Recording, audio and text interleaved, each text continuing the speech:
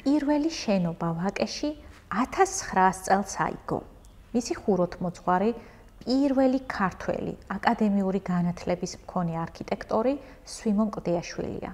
სვიმონმა ააგო სათავადაზნაურო გიმნაზიის შენობა, ახლანდელი თბილისის სახელმწიფო უნივერსიტეტი. თუმცა მაშინ ეს ტერიტორია ქალაქის განაპირად მიიჩნეოდა.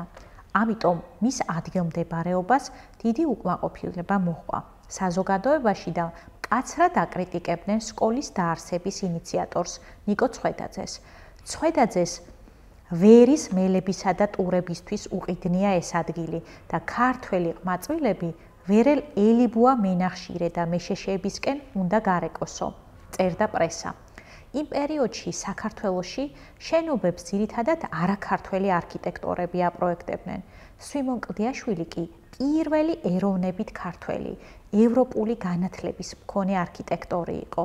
სწორედ ამიტომ მიანდო გამგე კომიტეტმა სათავადაზნაურო გიმნაზიის მშენებლობა ახალგაზრდა არქიტექტორს, რომელსაც რა თქმა უნდა უკვე განთქმული ჰქონდა სახელი თავისი შრომის მოყარეობითა და პასუხისგებლობით, მაგრამ სულ რაღაც 4-5 წლიანი სამუშაო გამოცდილება გააჩნდა. 1900 წლის 14 ოქტომბერს სვიმონ კლდიაშვილმა ქართულ უნივერსიტეტად ჩაფიქრებული შენობის სამშენებლო სამუშაოები დაიწყო.